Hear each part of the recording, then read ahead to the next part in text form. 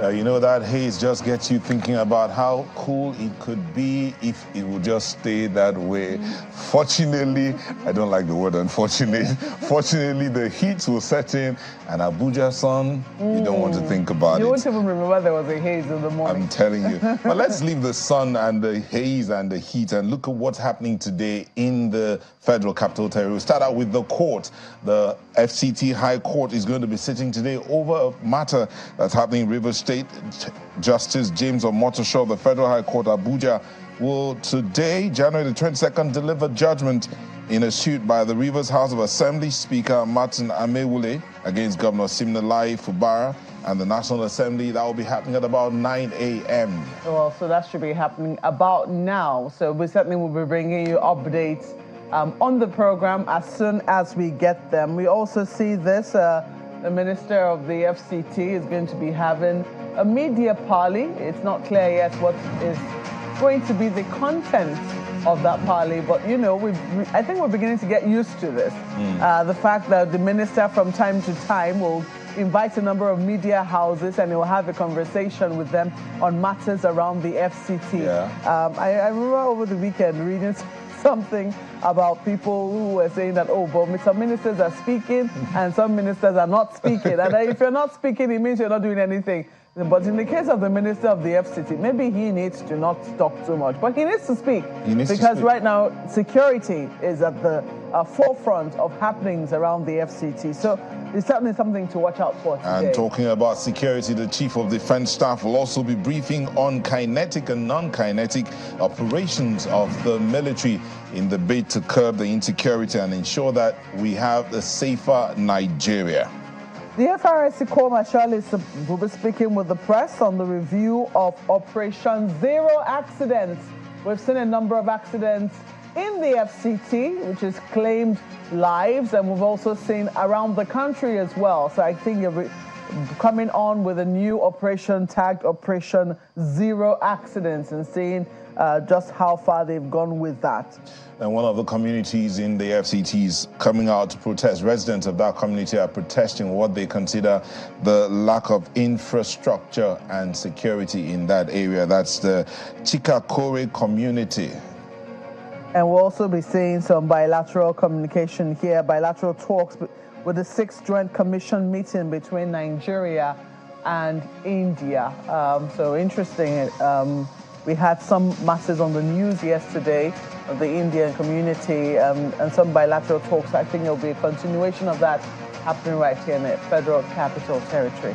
Also, you do know that the former president of Sierra Leone, Bai Koroma, is in Nigeria. We'll keep you updated on that, what's going on. With taking refuge, I think. Taking refuge, but some others say he's here for health reasons. All of that will let you know as we go along today. It promises to be a very busy and fruitful day. In the course of the day, Channels Television will keep you updated on the news and happenings around. But let's look at what some of the dailies have to say now.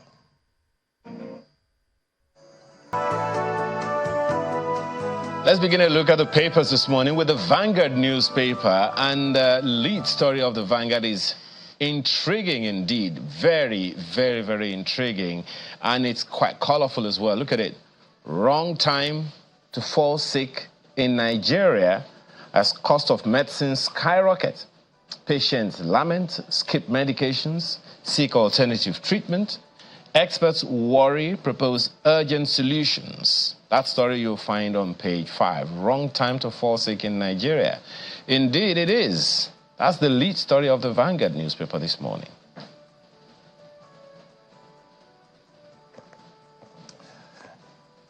And the lead story of the Guardian newspaper here has to do with the economy. Skepticism over inflation, insecurity, economic outlook. That's what the Guardian's leading with. And you see the picture of the central bank governor and some currency and some notes there. With the writer, performance of selected African currencies against dollar in the past 1 year, Naira depreciated by 49%. That's what they're leading with on the Guardian. Well, take a look at what you have on the front page of leadership newspapers, and you see it right there. Fuel subsidy removal. That's the lead story on the front page of leadership. Hardship persists. Hardship persists. 5 months after 72 billion naira palliatives. It's right there on the front page of leadership newspapers. Daily Trust newspaper this morning is leading with something that's been in the news virtually all through the weekend. And look at it. ACF rejects relocation of CBN fan offices, mobilizes top northerners against moves. Our story is on page 4. Well, the details you find on the inside pages. That's the lead story of the Daily Trust today. The Abuja Inquirer is what I have here and talks about leading with that, the security matter. 11 Abuja residents regained freedom. Wike unveils plans against bandits. Police rescue 1. But I guess we'll hear more from the Minister of the FCT today in that media party. I'm sure he'll talk about these plans of his. But that's it from the Abuja Inquirer. This Nigeria has this insecurity, over 60,000 lives lost in farmer herders clashes nationwide, says next year report. Plateau Christmas Eve massacre continuation of herders bravado. You'll find that story on page 2 of this Nigeria. The Nigerian News Direct is speaking the same language this morning as the Daily Trust newspaper. Nigerian News Direct, look at the lead story. Northern groups allege plot to sideline North. Kick against relocation of CBN units. Fan headquarters to Lagos. FG gives reasons for planned move. Stories on page 3. Nigerian Observer is the other one I have here, and they have this matter. Employees restive as Shell handing over onshore assets to Renaissance wants clarity. As a Nigerian Observer, what I see up there is the Independent. We'll talk about Nigerian Observer here. Okay, Daily Independent says, despite CBN's tightening stance, banks' credit rises to 59.7 trillion. Despite CBN's tightening stance, banks' credits rise to 59.7 trillion. That's what the Daily Independent is leading with. I'll take a look at Business Day. Larger deficit looms with 1.6 trillion naira electricity subsidy. That's the lead story on the front page of Business Day. Well, let's go back to the Vanguard newspaper. You know, I find that story very, very intriguing indeed. That story, my take on it is, it's been a long time coming, hasn't it? What you have on the front page of the Vanguard newspaper, wrong time to fall sick in Nigeria. Well, let's be honest, there is no good time to fall sick at all in any part of the world because the discomfort of it is just something. But this has been a build-up over the years. The NIMA has shouted themselves hoarse. That's the Nigerian Institute for Medical Research, shouted themselves hoarse. Nigerian Medical Association have talked about the same thing over and over again. NAFDAC, the NAFDAC DG, has spoken about medical insecurity, if I can put it that way. The fact that most of the active ingredients of pharmaceutical products in Nigeria, even the ones that are produced in Nigeria, they are imported.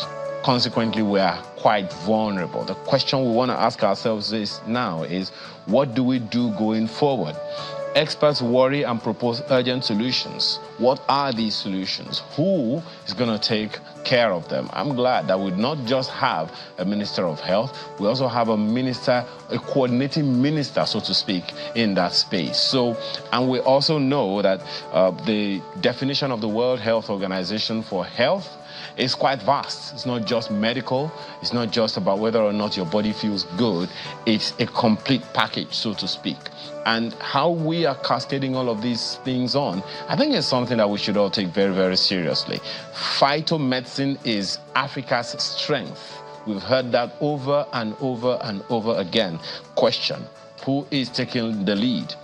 We understand not too long ago, maybe over the past 2 or 3 years, that tradomedical practitioners have been in talks with medical researchers in Nigeria. And I think it was the NAFDAC DG who was also telling us at some point that conversation has been on for a while, and they just need to bridge the gap between the tradomedical claims, or rather, should I say, phytomedical claims and medical research? At what point do they merge? Secondly, the quality of medications and the quantity that should be taken at any point in time, because people just consume medical, local herbs and all, because she said, as the DG of NAFDAC said, that's a low-hanging fruit for us in Nigeria.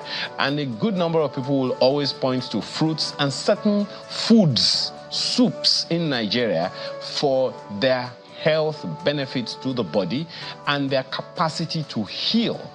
These claims are there, but they just need to breach them with medical research. That's all we are waiting for.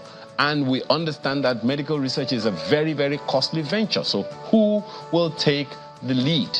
A question remains, guys. That's my take on that story from the front page of the Vanguard newspaper.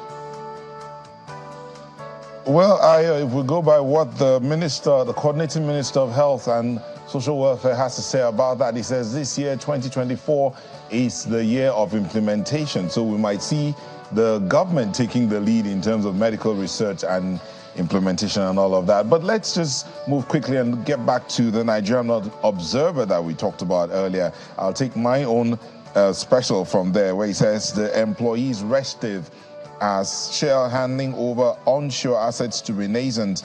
Employees want clarity. That story is on page 2. It's quite interesting here how different organizations are appearing to hand over assets.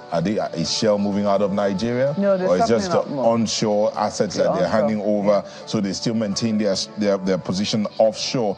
But let's see how all of this can be clarified, at least for the sake of the staff there, so that they don't begin to panic too much. I know they are panicking right now, but so that they don't get to panic too much. But that's it from the Nigerian Observer. Well, I'm taking a look at Daily Trust. The lead story is, it comes in different shapes and forms. Look at that. ATF rejects relocation of CBN fan offices, mobilizes top northerners against moves. Some other papers have it in a very different manner, in a very, very different format. I'm looking at what New Telegraph says: relocation of CBN fan offices to Lagos, ploy to underdeveloped North. That's according to ACF. And you also see right there, northern groups on the front page of Nigerian News Direct. Northern groups allege plots to sideline North. So all of this around the relocation of some offices, CBN and fan offices to Lagos. Now, there's a backstory to this. Fan office, we saw a memo last week released by the Minister of Aviation and what's the other name around that aviation services now? Aviation, is it Aero and is it Aerospace? And Aerospace Management. Aerospace Management. Yeah, releasing a memo saying that they were directing members of staff to, relocating the headquarters of the fan office back to Lagos. Turns out that they had moved all of the members of fan office back to Abuja, and there was no space for them here. There was nowhere for them to be in Abuja, and a lot of people had. Some people had taken relocation money, which was not enough. Some other people were still taking, what was that money now? When you, per diem, something like that. So per diem for those who somehow do not want to work but cannot work out of here, maybe have to go back to Lagos. There was a lot of confusion around FAN, let me put it that way. And I think maybe to bring some sanity as a result of the fact that they do not have the space to accommodate their workers, decide to take it back to Lagos until such a time when they have built offices. The minister thinks it will be, totally irresponsible to be renting offices or renting office space at this time. So it'll be very interesting. I think that the federal government really needs to engage with all stakeholders so that people don't feel left out, people don't feel like there is a sinister plan to take key offices out of Abuja. And he also made the case that a lot of the business that FAN conducts is actually in Lagos, and it only makes sense for the headquarters to be there until such a time when they can build something more befitting for the head office of FAN here in Abuja. But I think that there needs to be more engagement if people are going to be, but it's no surprise because that's exactly what these kinds of groups do. They always look for what will benefit their own area. I mean, there's a name, social political groups.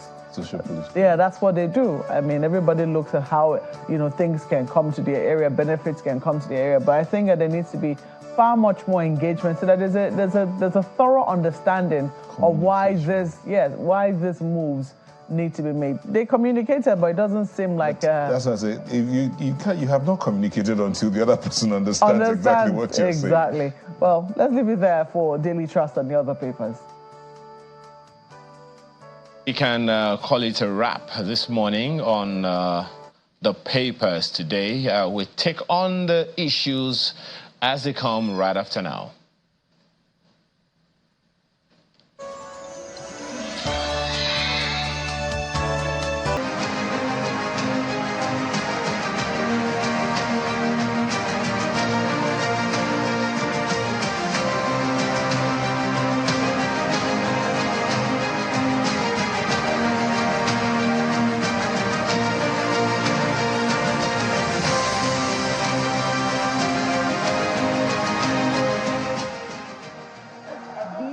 Second in the series of Area Council dialogue on the security situation in the nation's capital by the Minister of the Federal Capital Territory, Nyesom Wike.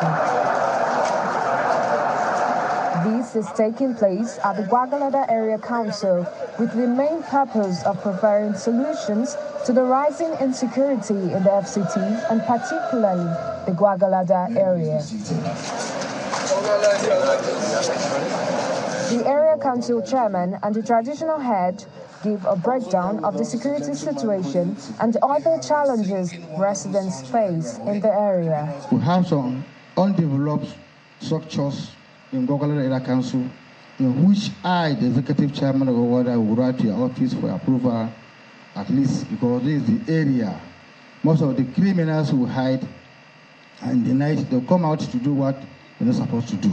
Secondly, our second request here, we need more police division in Gwagwalada Area Council. We have only 2 police divisions in Gwagwalada Area Council. We have a teaching hospital in Gwagwalada, and the whole Nigeria, anywhere there's a teaching hospital, the most 2 they will learn because of an emergency.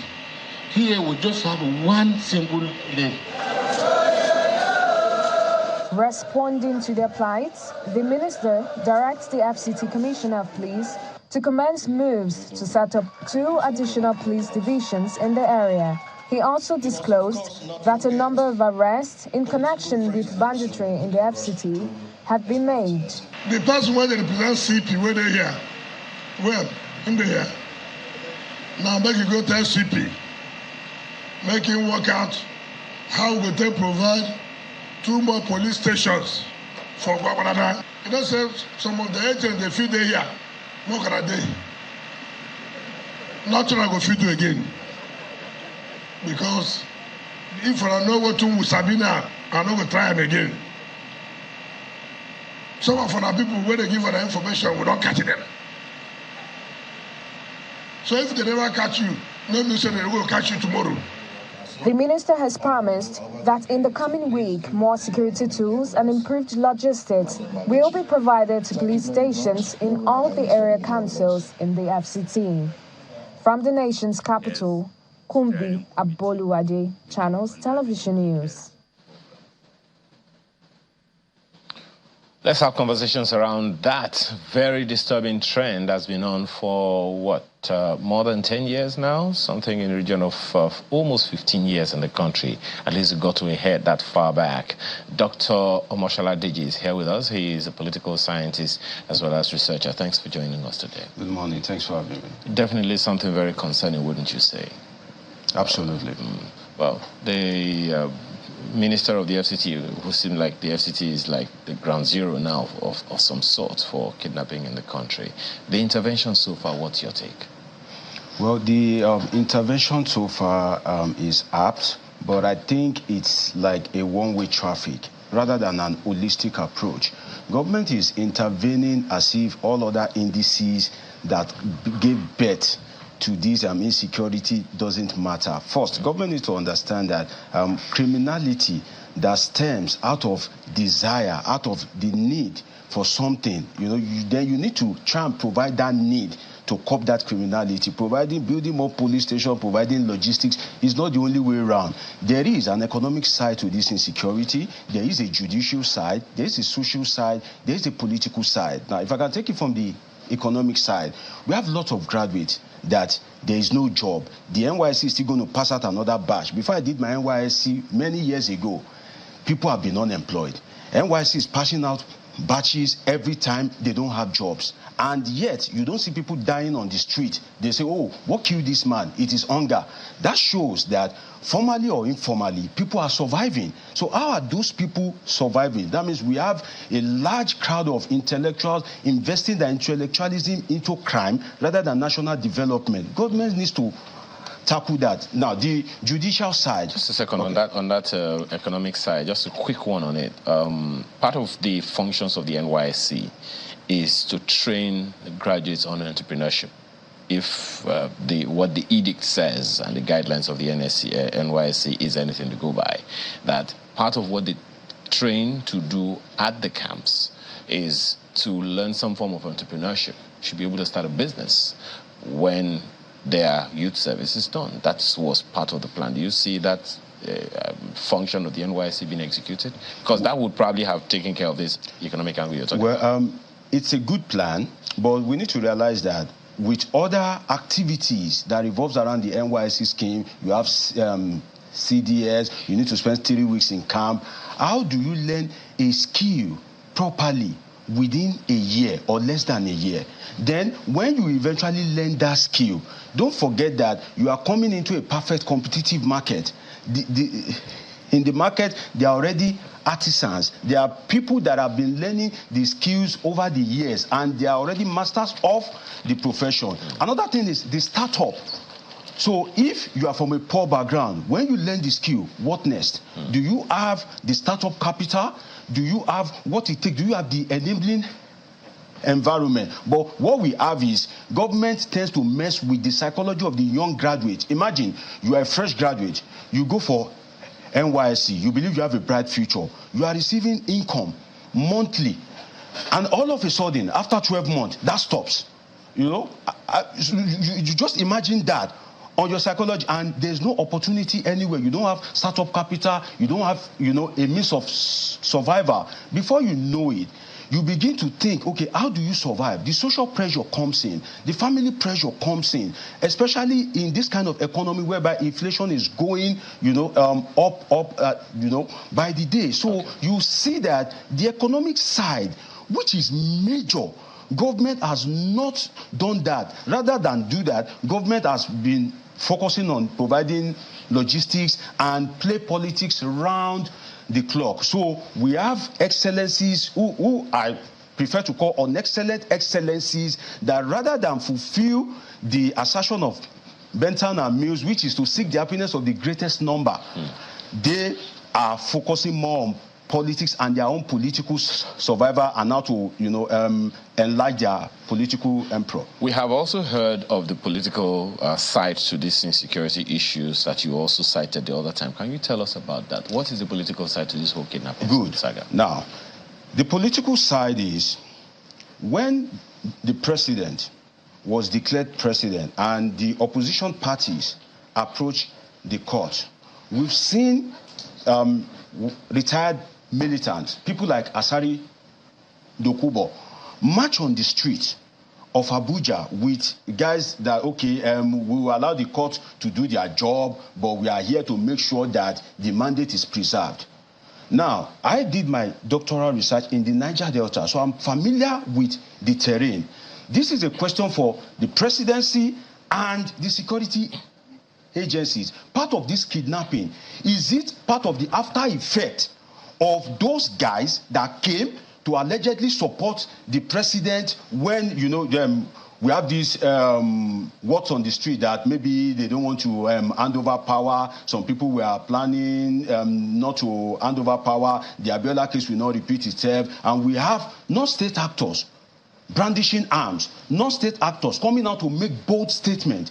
Now, when the Supreme Court delivered the judgment, did all of them find their way back to their various destinations, or some stayed back to now see that, we've now found a new area of operation. So the question is there the insecurity in Abuja now?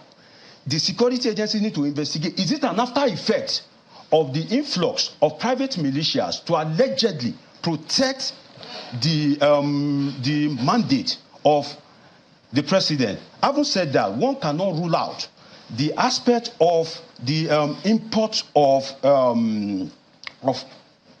bandits from other African countries when the former president was to emerge as when president. You say you cannot rule it out, I'm wondering, is there any data to that to back the fact that some bandits were actually imported? Good. On a sister station, a governor of a northern state spoke about something. I watched it live. He spoke about the kola nut culture. Now, you asked for reference, I'm giving you. He talked about the kola nut culture. What does the kola nut culture mean?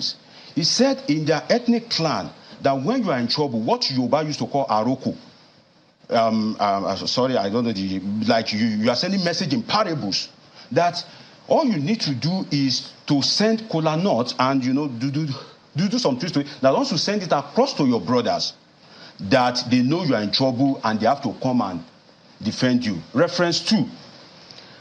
A political party chieftain said it also on live television that the insecurity we were experiencing during the Buhari era is partly as a result of the import of bandits when the former president was trying to, occupy power. You see, in Nigeria, as it is in other parts of the world, government, there's always a dynamics that revolves around the emergence of president and governors. The Buhari presidency, Nigeria is still facing the implication of those people that they said if the former president, for example, did not hand over power, there will be security implications. Nigeria is still facing the problem of that today. You see, okay.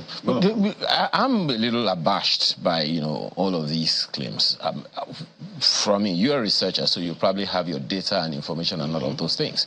But just the former president, Goodluck Jonathan, has also said in a recent interview that the Chibok kidnappings was political. So it predates this government. It predates the previous government. That's the point that I'm trying to make here. So when you talk about the kidnappings having political leanings, that's what I'm trying to speak to. So when they say, for instance, that the Chibok kidnappings was politicized or had political leanings, and could it be that that's the trajectory that we are still following up, perhaps because one way or the other it is working for some people against the Nigerian state? You see, criminality is like a cancer.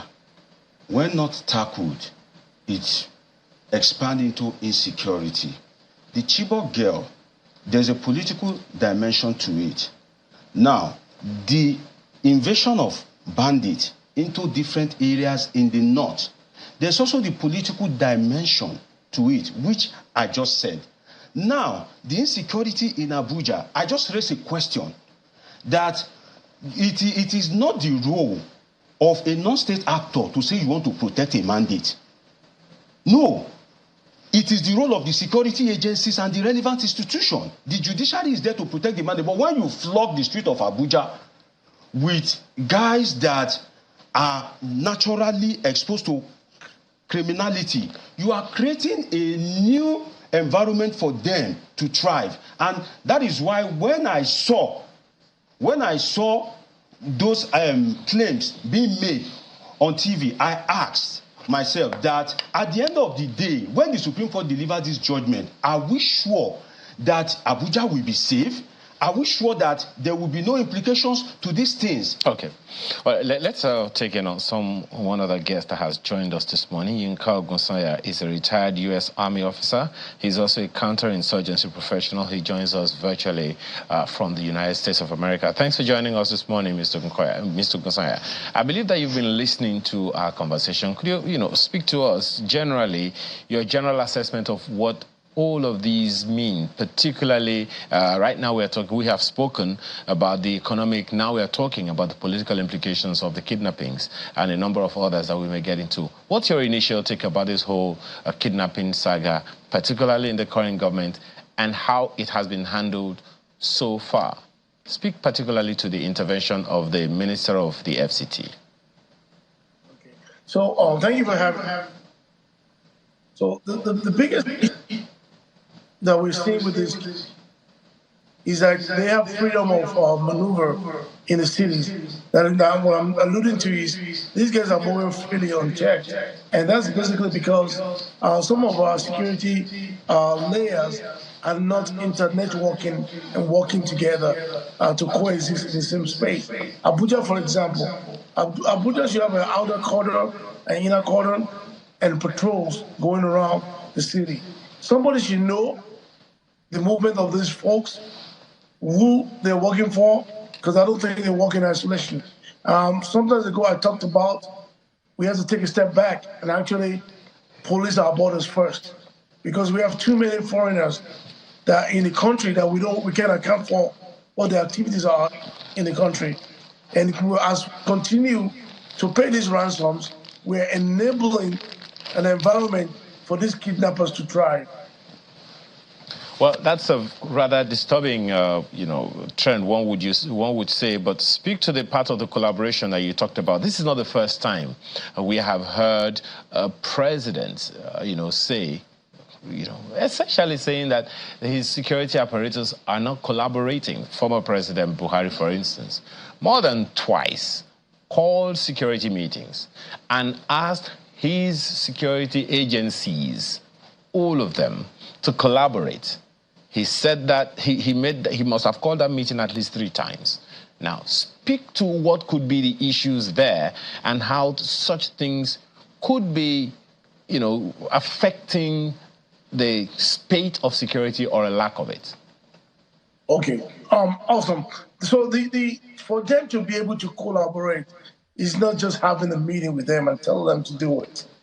You have to set the table right for them to be able to collaborate. Are their system talking?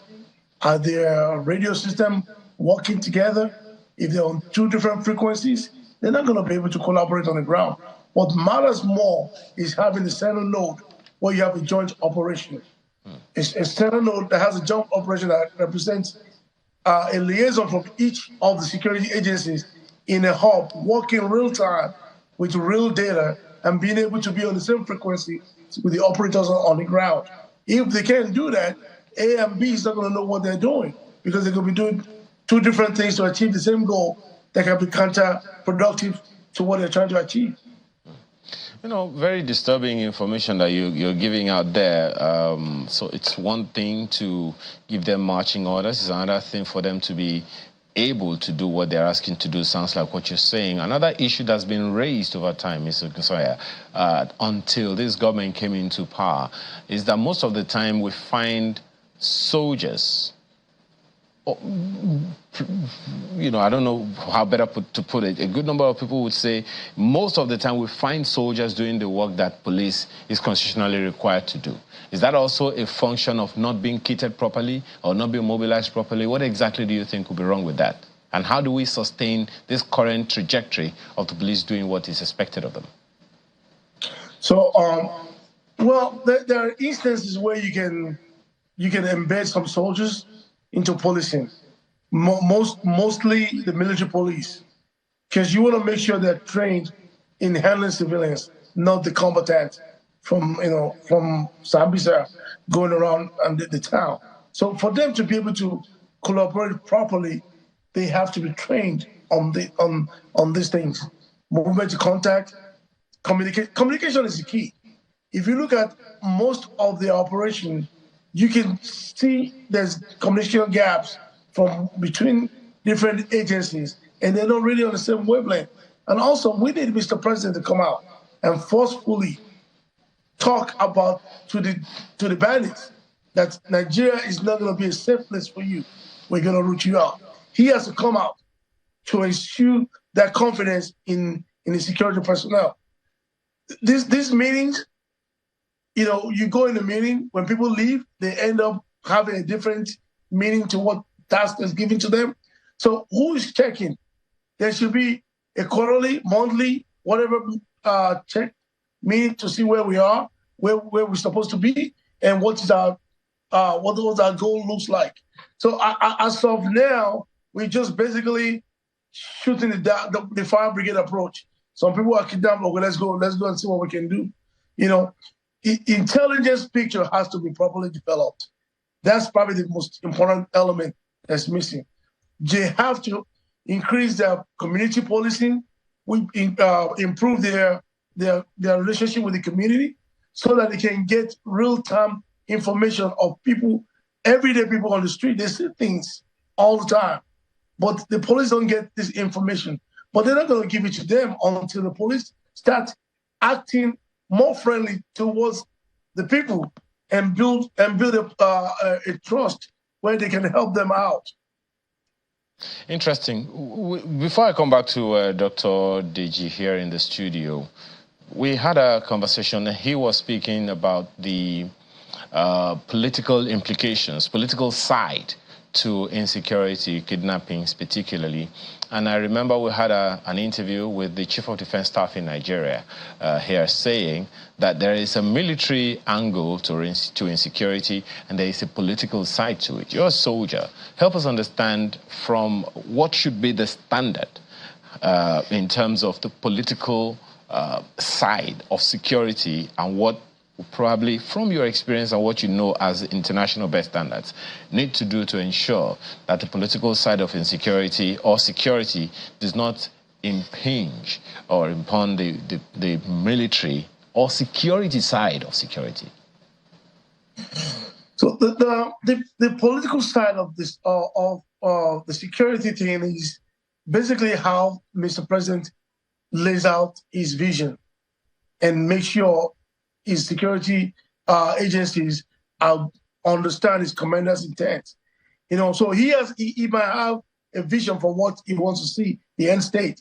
But if his commanders doesn't understand his full intent, then there's going to be a missing gap there.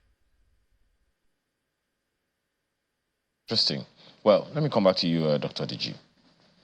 So the president has laid out, are you persuaded in any way from what we have seen so far? You've talked about what the presidency needs to do, interventions that need to come in from their side. But are you convinced in any way that we have made some progress and we are on a pathway to ensuring sustainable security? Well, I am convinced we have made some progress because every step taken, it's an effort towards correcting the wrong. Whether the effort made will now correct the wrong is a different thing entirely.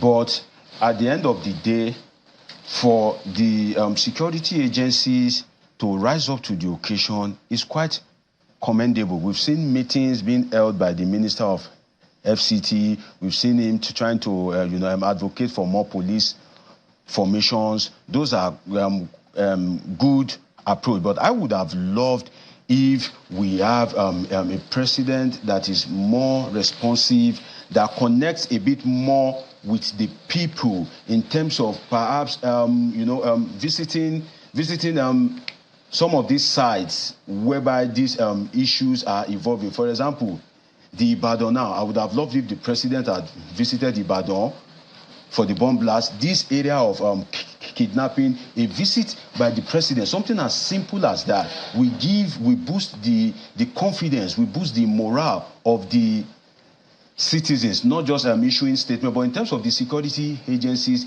they are actually trying, but they have always been trying, and insecurity has always persisted. So that shows that tackling insecurity in Nigeria goes beyond just providing arms, providing logistics for the security agencies themselves, because these security agencies, they are going to operate this ammunition. So you must do your part as the political class to make sure that the security agency do not die stupidly. Okay.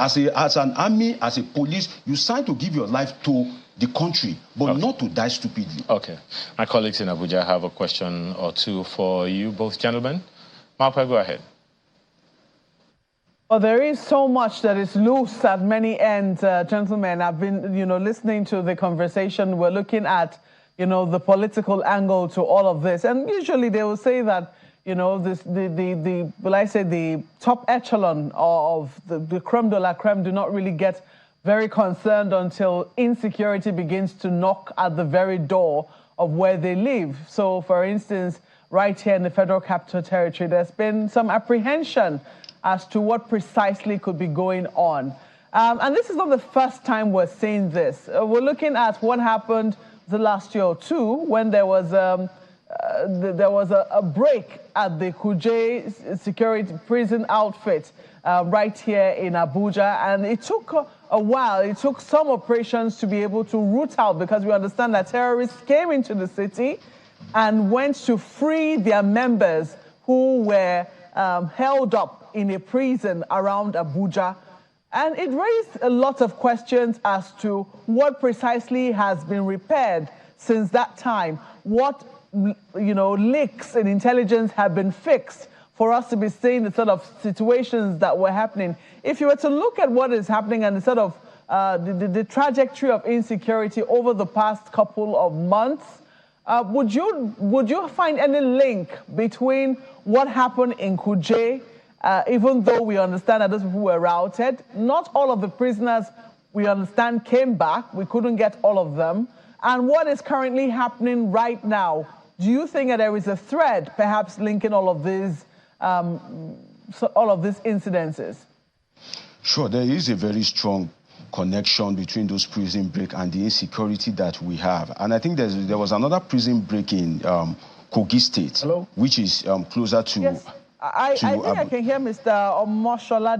Can you hear us? Yes, loud and clear. I can hear you. Inka, I can hear you. Please go ahead. Okay. So wow. So is the question for me? And you touched so many critical points there. It seems that there's a constant supply of able-bodied men and women that are willing to be kidnappers. So we have to start figuring out what are the root causes. So just like the president said earlier on, there are three prongs of approach to this. You have the security angle, you have the socio-economic angle, and you have the political angle. All three have to be intertwined. You have too many people on the loose from the prison that cannot be accounted for. So we cannot say definitely that they won't do it, but the possibility of them being engaged in those illicit affairs is very high. Also, we have a very porous northern border that needs to be cordoned off. We need to know who's coming in. We need to know what people do in Abuja or any other big cities. When people just roam around aimlessly, what they're doing is they're collecting data, they're surveilling on people, they're planning what they attack, and people need to speak up when they see this happening in the environment. How much? Because I know usually when security is involved, that's when, we remember our constitution and what states can do and what states cannot do. Mr. Ogunsanya, you just spoke to how we need to know who is where and, where people are. And I know that usually when states want to, raise the issue of registration, knowing the people residents in their states, it's a problem. So let me ask you, Dr. Deji, what you make of attempts by state governments to be able to know those who are residents within their state. And do you think it's something that we can revisit without necessarily revisiting our constitution? Yes, I think it is something that we can revisit. It's just that in Nigeria, our data collection and storage approach is somehow ineffectual. If not, you can't be resident in a state, you can't have a telephone line, you can't, technology has made things easy, and criminality will be perpetrated on a daily basis. And it will appear that the state is overwhelmed. What the state needs to do, that they ought to have done as far back as maybe 1970 or 1980, but it is better late than never, is to make sure there is adequate data whereby you cannot move from one place to another without being properly documented. some time ago, we have this national identity card or something. But if you go to other clients, you see that there's nothing you want to do without having that, that national identity card. And once immediately it is put into the system, it brings out your data and everything. So we need to embrace technology more and avoid duplication of data, whereby you go to FRSC, you need to capture. Federal Road Safety Corps, to get a driver license, you need to capture. You go to the passport office, you need to capture. We need to have a central database. And when we have this database, then the security agencies has to do what we call like a set theory from the data that we have. Okay, so age to so age at the high risk age. Okay, people in this age. Okay, what is their data? What is the occupation of these people according to the data that we have? Then they now begin to track those sensitive areas, those youth, the unemployed. Then when they begin to do this, definitely the security will improve. You see, tackling security at this stage that Nigeria is requires a very holistic approach. The security agencies will do their part, the data information management will do their part, the government itself will do its part. Now, this bit by bit of part... Sorry to interrupt you. Let me quickly go to Mr. Ogunsoya now. I know that he just raised the issue of, using technology and, how we need to be able to leverage on it and the analysis that can be done even with some of the registrations or the data that we've already gathered. But I think this conversation came to the fore recently when the children, the daughters of Mr. Kadiria, who were just recently released, just yesterday, thankfully, 5 of them, sadly, one of them was killed. That conversation came up, I think it was on social media, and we had the former Minister of Communication responding to it and saying that, look, the NIN SIM policy, which was, championed by the previous administration, that it was effective, but that they found that security agencies were not leveraging on it. They were not using it. And there are big questions as to why that could be. Why would we have something that could help in this fight against insecurity, and our security agencies seem a bit reluctant, or, the results of it are not as quickly felt as we ought to be feeling it. Do you have any explanation as to why that could be? Honestly, I don't have explanation. That was going to be my next point, that we are halfway there with the data. We don't need to recreate data. The NIN is there. It will solve a lot of the headache because it has basic information that you need, including biometrics of every person that will register the NIN, which you expand registration on it so that more people are actually on it. But it needs to be utilized. Who's hosting the database? Who is analyzing that database? How is it accessible to the security agencies? We don't know. And that's why we talk about interoperability in the beginning, because if all these agencies don't have synergies and working together, we're just building silos of data. And it's as useless as collecting them. They have to be connected where it's accessible to even a patrolman on the street will have a device in their hand where they can scan somebody's finger and be able to identify them until we start using what we have. Because we have the data. We are halfway there. It's not 100%, but it's a good movement in the right direction. We need to utilize them. So that should be some of the concerns of the security chiefs, to figure out how they're going to harness the power of the NIN data so that they can be able to identify people, know where people are, and know, even in developed world, they monitor your transactions. Certain transactions are questionable. They want to know because these guys receive a lot of money through the banking system. They should be able to be tracked.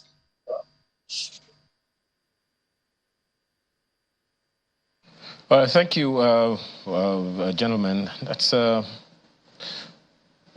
next steps. What would you recommend right away for people who, because one of the information we also have is that people are beginning to find a way to defend themselves. If you can speak to that in 1 minute, how do we get the confidence of the people in our security apparatus? Okay, well, I think people arming themselves at this point in time is a step in the right direction. If you are holding a gun and you know that I have a gun as well, then you will be careful how you invade my privacy. You don't think that could cause some kind of chaos? No, I think it should be allowed in some specific part of the country. For example, you may not allow people to own their guns in Lagos, but these estates whereby people are being insecure, the home is usually the safe haven. That is not the case anymore. You know, things are getting worse by the day. You see a minister that left office barely 8 months ago, lamenting Dr. Isa Ali Pantami. So you can see that the situation is getting worse by the day. And one of the ways to ease the job of the security agencies is by licensing arms in vulnerable places where insecurity is rife, so that the people can defend themselves to some extent before the security agencies arrive. When you license these firearms to these people, then those who are coming to invade them will be very careful. So you can imagine that somebody relaxing in his home with his family, and somebody will just come, break the door, take them away into the forest, and before the police comes, you see, we really can't blame the police much, because they will work based on what is provided for them. Absolutely. The Inspector General of Police will not use his money to buy helicopter. Okay. So there should be a fast responding team whereby there's helicopter to trace these people to wherever they go, and there is also this, NIN registration and all that. Okay, all right. Well, there's so much to talk about here, gentlemen, but we need to take a break now to handle some business, as it were. Dr. Moshola Deji is a political scientist and a researcher. He's here with us in the studio, as well as a retired U.S. Army officer and counterinsurgency professional in Kalgosaya, joined us from Texas, USA. Thank you for joining us this morning, gentlemen. So let's take a quick trip to the world of business. Ini and her team are waiting.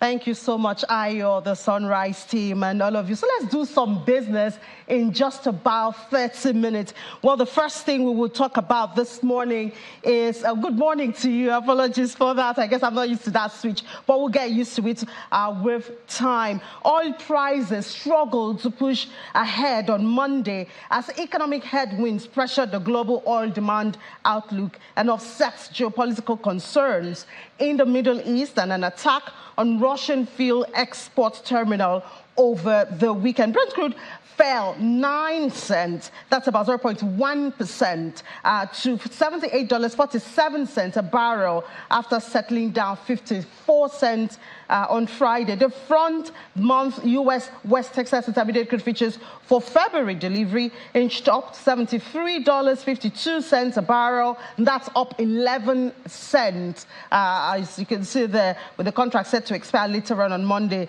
The more active March WTI contract was at $73.21 a barrel, and that's a drop in that price. From there, we go to the global grain space. We can tell you right there, we have the numbers. Chicago soybean and corn futures gained on Monday. So let's look at the prices. We can see that corn was up 0.1% to settle at $4.46. That's for this morning. And the U.S. Department of Agriculture on Friday confirmed private sales of 297,000 metric tons of U.S. soybeans to China. That's the first soybean sales announcement under its daily reporting rules since December the 19th. So we see soybeans gained right there at 0.4% to settle at $12.18 for a quarter of a bushel. A weekly USDA report showed U.S. corn and wheat export sales for 2023, 2024 exceeded what analysts estimated right there. And so we see it's a mixed one for the grains. Wheat climbed for a fourth consecutive session. Also, it was up 0.1% to settle at $5.94 for 3/4 of a bushel. Well, leaving the grains market now, we come to Nigeria. Well, over the weekend, it's another hike for those interested in the japa to the UK. The British Council in Nigeria has announced yet another increase in their fees for the English language testing system, the IELTS examination, marking the second hike in 5 months. This time is about 29%. Applicants will now pay $139,000 for computer, academic, and general training modules, $149,000 for visas and immigration, while life skills will cost $130,000, and this is effective the 1st of February, according to information that is available on the Council's website. The British Council attributed this adjustment to the rising costs associated with conducting examinations in the country. The latest increase, as I've told you before, is about 5 months away from the last one. Well, the British Council expresses gratitude to applicants and emphasizes their commitment to provide valuable services even in the midst of all of this. The other news that we have is coming from Lagos State, where the state government has announced a ban on the usage and distribution of styrofoam and other single-use plastics in the state with immediate effect. According to the Commissioner for the Environment and Water Resources, Mr. Tokumbo Wahab, the decision was reached following the menace which the single-use plastics, especially non-biodegradable styrofoam, was causing on the environment. He adds that most drainage channels in the state are daily clogged up by styrofoam through its indiscriminate distribution and usage, despite regular cleaning and evacuation of the drains with those amounts. And he has subsequently directed Lawma and Kick Against Indiscipline to immediately commence the implementation of the ban. He asked 2 agencies to clamp down on all production companies and distribution outlets for styrofoam in the state to prevent further distribution. I advise consumers and residents to boycott styrofoam packs and single-use plastics while imbibing the practice of using reusable food containers and water bottles for their food and drinks. I tell you, this is a big issue that we will need to discuss even on the program subsequently, because there are so many people, so many small businesses that depend on this. So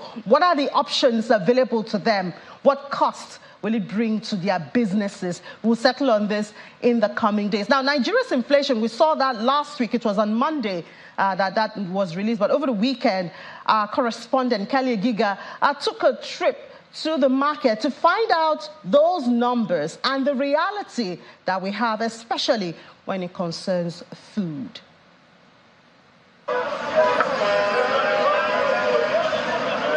As of December 2023, Nigeria's headline inflation stood at 28.92% for prices of food items such as yam, rice, beans, tomatoes, pepper, onion, among others, consumed in many households across the country. On a year-on-year basis, the rate stands at 7.58 percentage points higher compared to December 2022, which was 21.34%.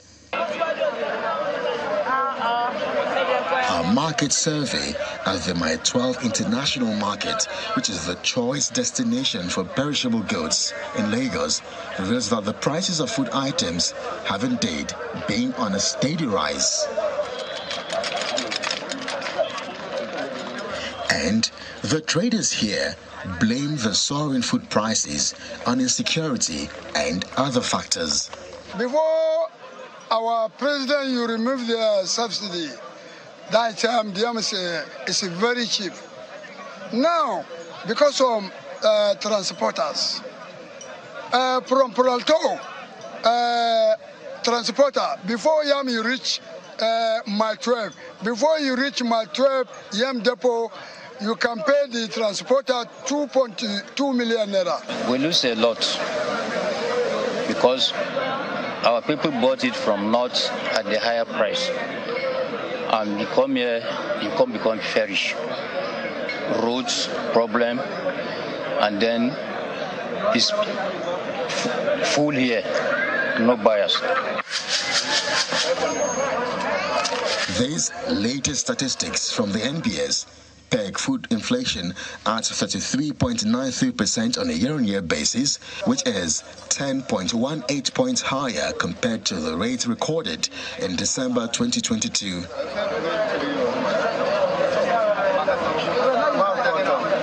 It's a situation that has compelled buyers to experience a hard time negotiating with traders.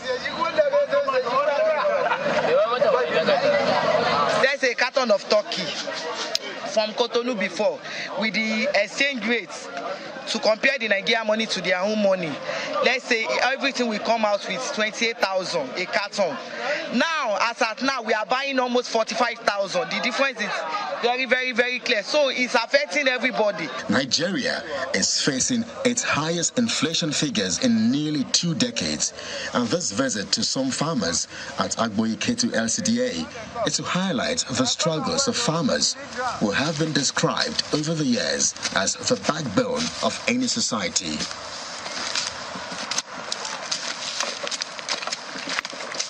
It has been a very hard time because, one, to now have seed are very scarce.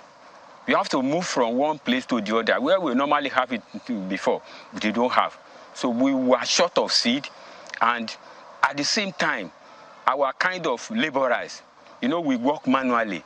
Formerly, it has been before 2020, when you bring a laborer to the farm, 1,900 plus what they take.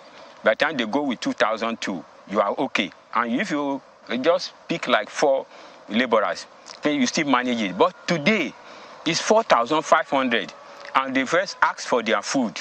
Globally, this chart shows the countries with the highest annual increases in consumer prices in 2022 and 2023. And while Nigeria's inflation figures may be far away from these countries, Mr. Johnson Chukwu is concerned about the impact of food inflation. They have insecurity in the major food base of the country. I think that's the core of the problem we have with food inflation. If you look at the consistent increase in food prices, and if you look at those components of the food prices that are increasing, you look at things like tuber, yam, potato, these are produced locally. You look at things like fish, is produced locally largely. Of course, there is some little component of import-induced inflation coming from the likes of cereals, because we don't produce wheat, so it has a transmission effect on the price exchange rate, where the transmission effect on the price of wheat and then the price of bread. But if you exclude those imported food items, the major chunk of Nigerian food consumption is locally produced food, and most of these are produced within the major areas that are now subject to a lot of insecurity. The monster called inflation continues to affect households, businesses, and different sectors of the economy. And institutions such as the World Bank add a global lens to Nigeria's economic crisis, revealing that entrenched inflation has pushed an additional 4 million Nigerians into poverty. And I wonder perhaps if the country will ever return to single-digit inflation figures as we experienced until 2016. From the My 12 International Market here in Lagos, Kelly Egiga, Channels Television News.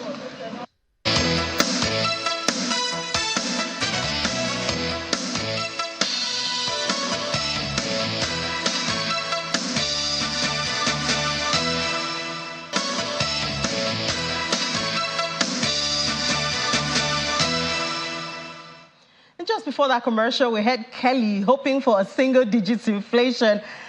I wonder where that is, somewhere in the clouds, at least when it comes to Nigeria.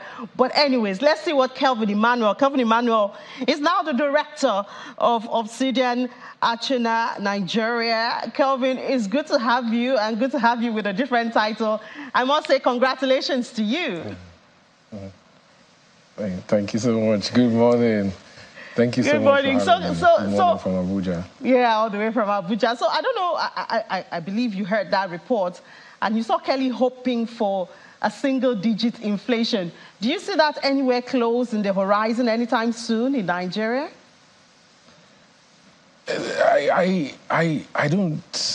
The Nigerian government said they have a target of 9% inflation, 6 to 9% inflation. I don't see how that is going to happen anytime soon.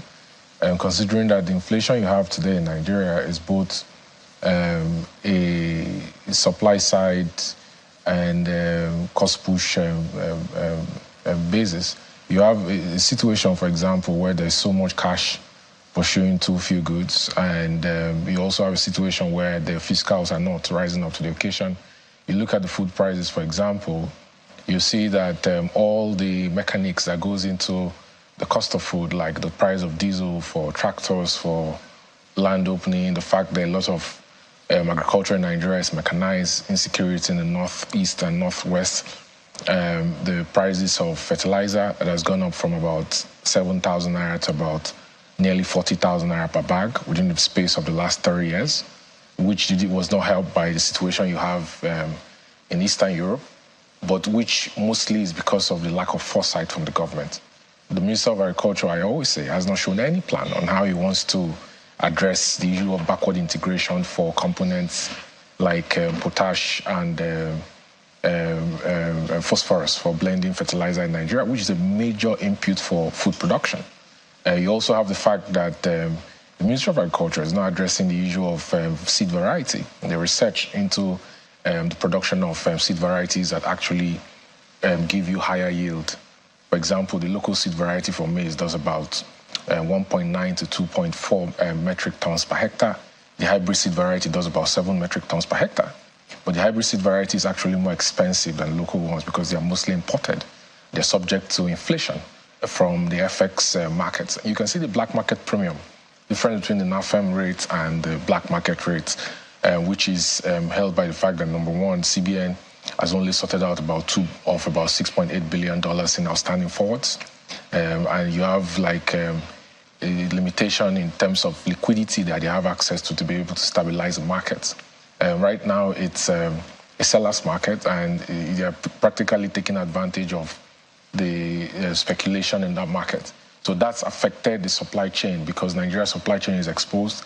And the more the FX goes up, the more, for example, FMCGs have like a 300 naira markup on the black market rate. So, for example, the black market rate today is 1,330. They have a 300 naira markup to 1,630 naira. That's the rate at which their procurement departments mark up the exchange rate, and that's the rate at which they pass on the price to consumers. And the more it keeps sliding, the more they keep marking up, so that they don't fall victims to a shortfall in the rate and losses from FX differentials. You also have the issues of companies not being able to repatriate and affecting their supply chain and deciding if they want to continue to do business or not. Companies not being able to open LCs to sort out payments to foreign trading partners, and then they have to go to the black market to procure dollars. So these are all the reasons why you have headline inflation at 28.9%, food inflation at 33.9%, and you have a situation whereby if the central bank says they want to, raise the MPR to between 4% or 400 basis points at about 24.9 or 25%, and to ensure that there's monetary tightening to slow down inflation a little, you're going to see that commercial lending rate, when you add all the documentation and discovery fee and the commercial interest rates to the bank lending rates, you're going to see it go up to anywhere between 38 and 40%, which will increase the non-performing loan ratios of Nigerian banks, all right, Calvin, which is currently anywhere around 7.5 to 7.8%. So, Calvin, when we look at these factors you've noted, and then, of course, we've heard the target and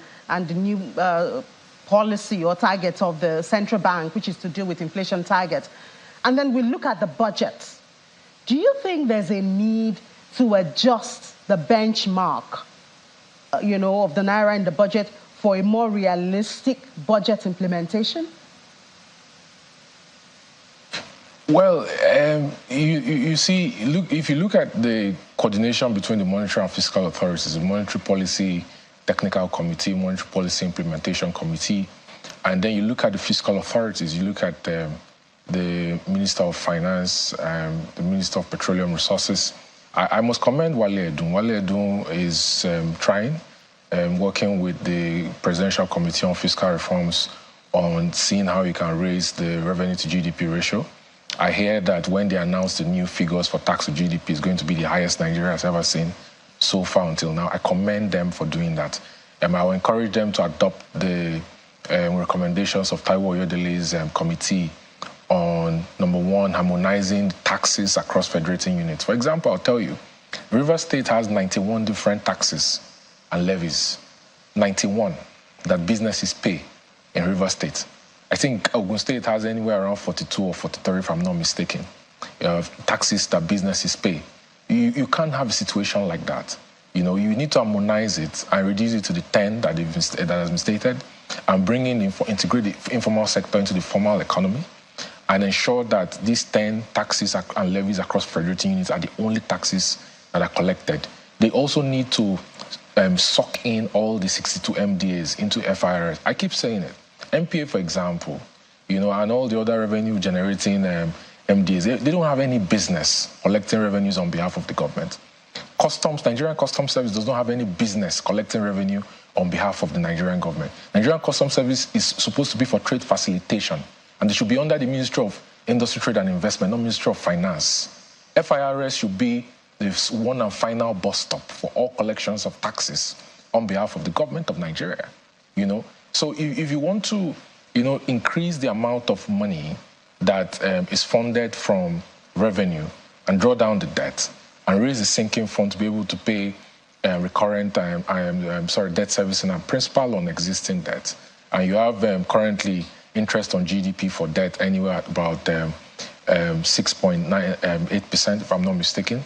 If you want to do that so that you'll be able to, have more money to spend on these important areas that has the ability to, move the fiscals forward and improve budget implementation, you need to pivot back from a fiscal strategy structure in that budget paper that relies on debt as a means of funding the budget. And you see, apart from private sector and public sector CRR, if you look at private sector CRR, you see that it went up from 15% to 32.5% within the last 8 years. And public sector CRR, which the government takes at 0%, apart from that, quantitative easing, which is basically like printing money you don't have assets and reserves to back, has contributed to the fall of the Naira over the last 8 years. Now, the fact that Wale Edun has announced that the government is going to comply with Section 38 of CBN Act of 2007 and stop exceeding that 15% limit, which was hurriedly amended in May of 2023, is a positive development. I would encourage them to see how they can ensure that they pivot the fiscal strategy, even if the revaluation losses from FX is ballooning the external and internal debt that the Nigerian government has. But I would say so far, he is making gradual progress. Even if the progress is not as fast as we expected to catch up with the fact that inflation is growing and population is growing at 3% per annum and GDP growth rate is below population growth, which is a signal after 4 consecutive quarters that you're going into a technical recession. Well, we don't want to hear that one. We don't want to hear recession. Now, very briefly, less than a minute, what do you think should be the realistic exchange rate at this time in the country? I think fair value is anywhere around 900 to 960. That's fair value. Unfortunately, it's a seller's market, so the government can't determine what the exchange rate is. Okay, but and that's also, about I must mention to you that I'm in the official market, NAFEM, I think we have about 900 at this time. Yeah. Yes. For example, the loan that they collected from the Afro-Exim Project Gazelle that was supposed to, make some dents in the FX market. I'm very disappointed with the way that loan was structured. I don't think it's in the benefit of Nigerians. Resource-backed loans are not in the benefit of Nigerians. If you look at the term sheet, you see that the loan it's not to the benefit of Nigerians, since I don't have much time to go into the details of that. All right, but fair value for exchange rate is around 900 to 960 and it's a seller's market. Okay. Thank you so much, Kelvin, Director of CDA Nachena, Nigeria. Thank you for your time this morning. Thank you so much for having me. All right, great. So just before I hand over to Ayo and the team, let's do a little bit of the market, a recap of the market yesterday. I'm always happy to report the market these days because the NGX is on fire. Last week, we had 13.84% increase on the all share index. The equity cap was up about the same percent, 13.85. Volume was up 139.2%. The value up more than 15%. We had about 7,000 to 9,000 deals. This market is on fire. I think we started the week in its 70s, and then we closed in 94,534.18. So if you have any investment in the NGX, by last week alone, you have made more than 10% of your investment. So wouldn't you rather bank with us, as some banks said there? Let's look at the top gainers,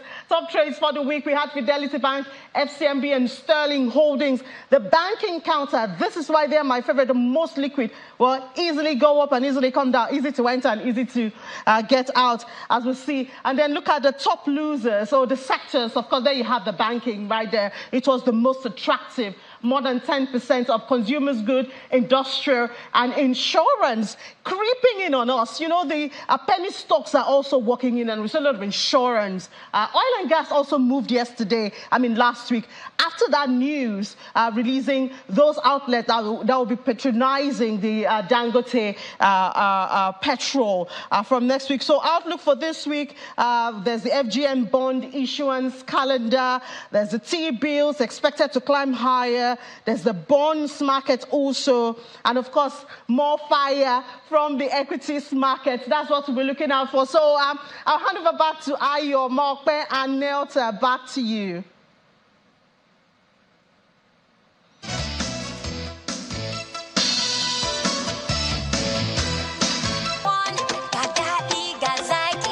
Da abubuwa da yawa yau.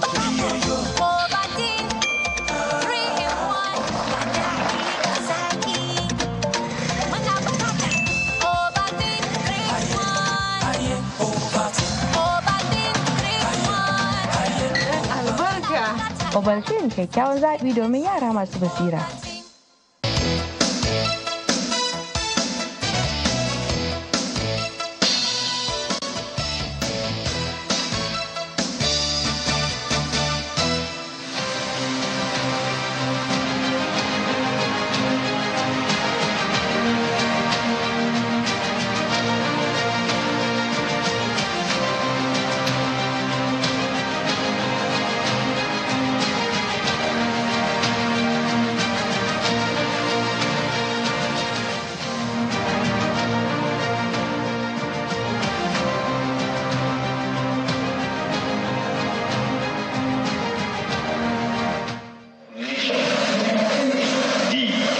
Before 2017, these people living with disabilities would have found it very challenging to participate in the Joint Matriculation Board examination.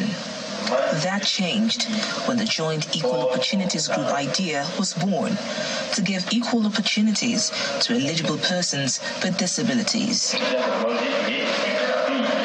This center, located in the Federal Capital Territory, is among the 11 others spread across the country, originally set up to cater for the blind.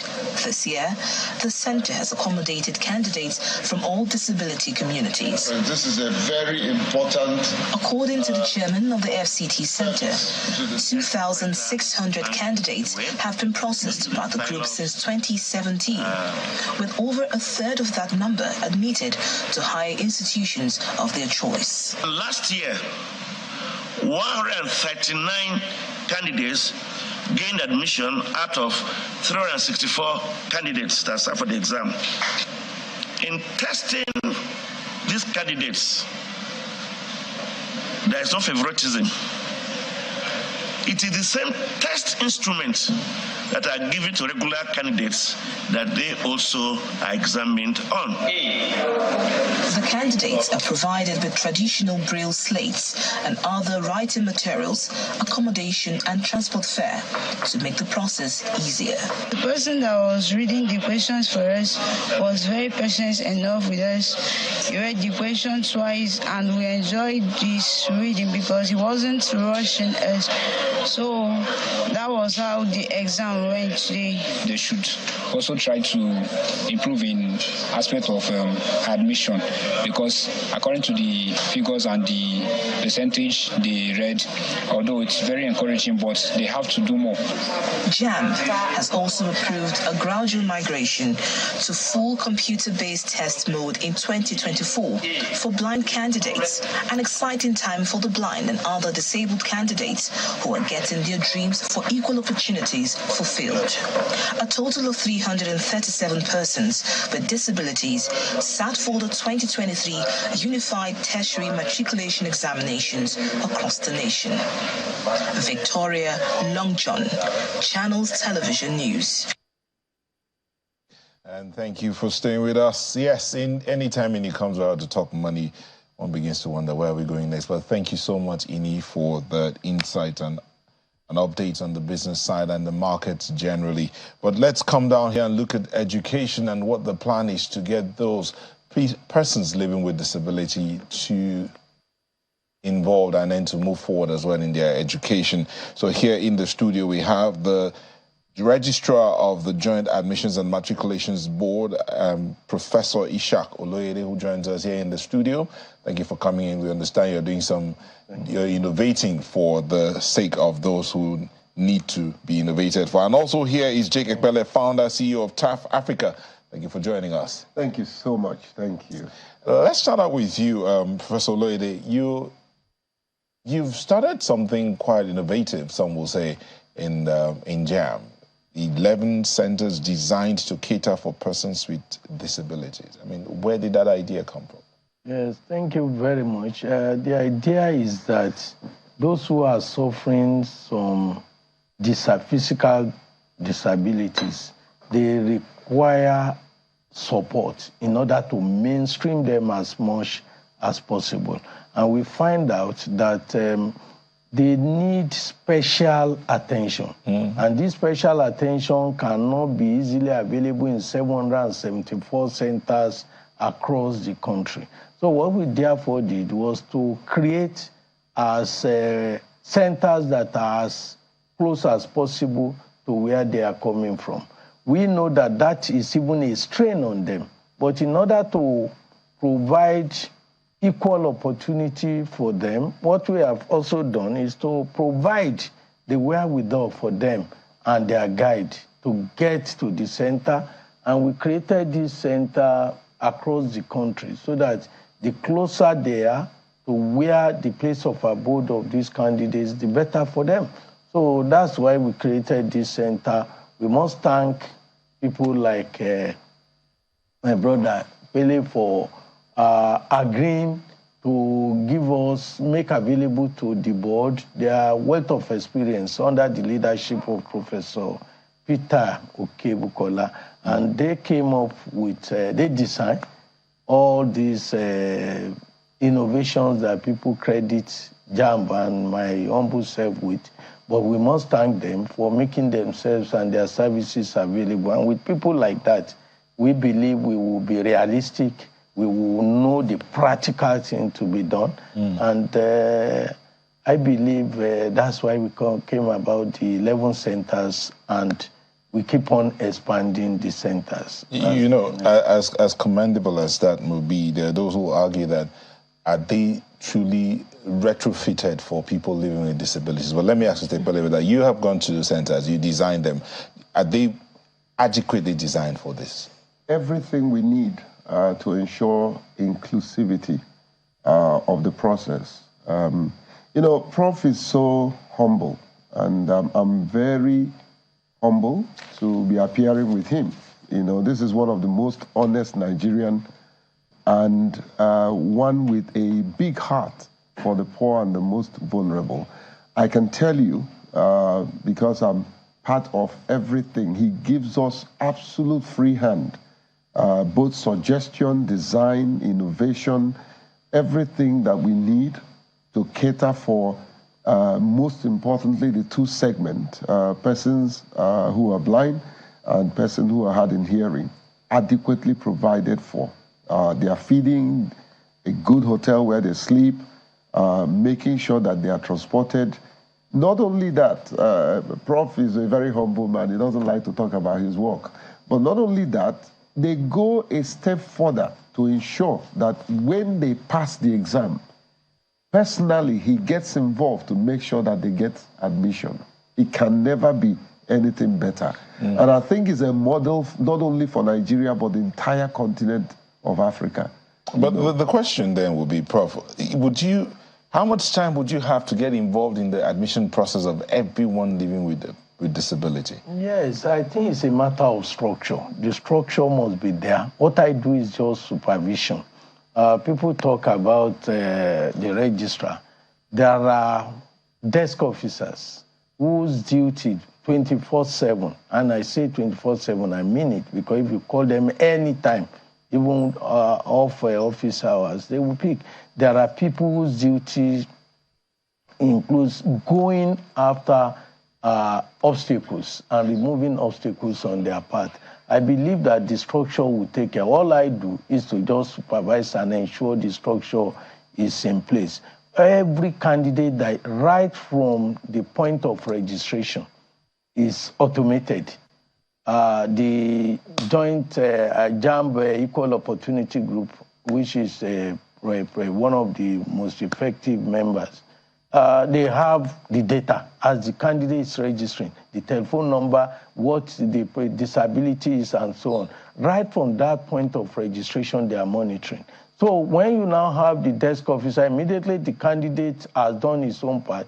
It's the duty of the desk officer to now see that every candidate, each of their problems is, each of the problems is addressed.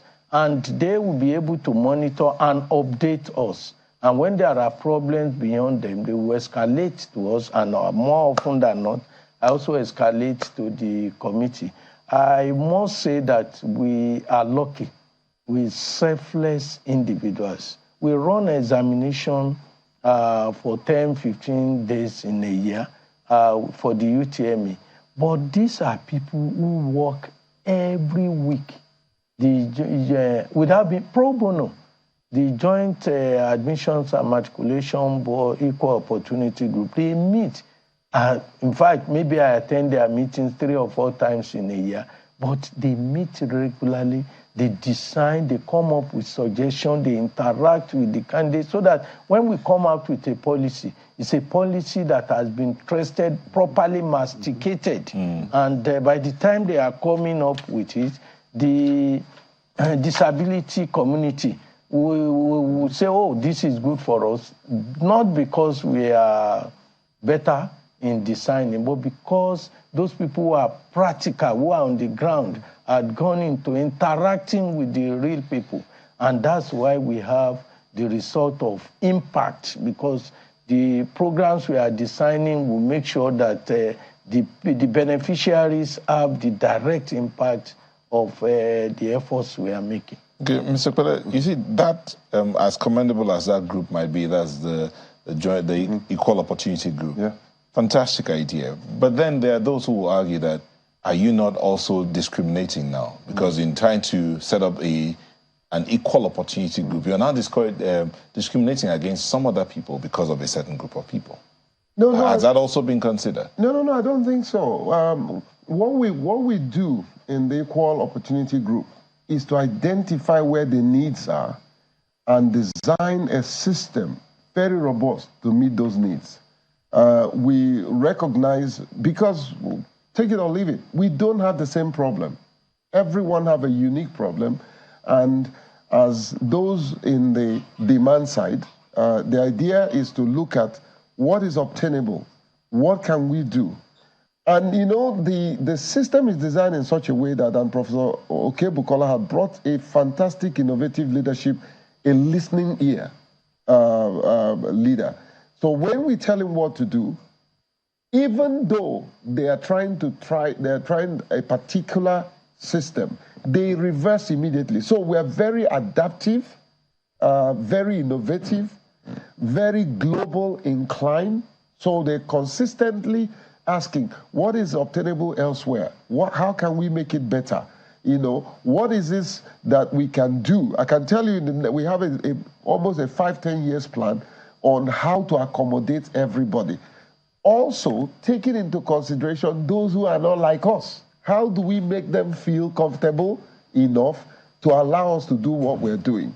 You know, it's a work in progress, but it's a work that we're getting the result. And I think many organizations across the country needs to borrow a leaf from what JAM have done in terms of education of the most marginalized and underserved in this country. And I think this is a role model project for everyone, not only Nigerians, but Africans to copy and implement. Yeah. You know? Prof, the JOG, if I may call it that, as the Joint Equal Opportunity Group, again, a good idea.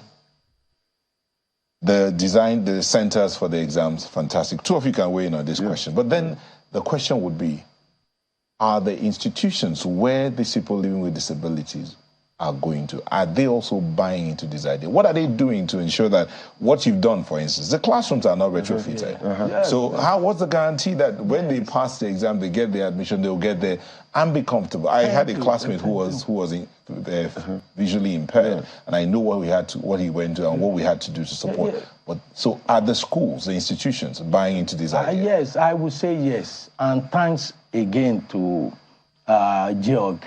Recently, we held a national conference where we brought all the vice chancellors, rectors, provosts, with people suffering one disability or the other. We brought them together.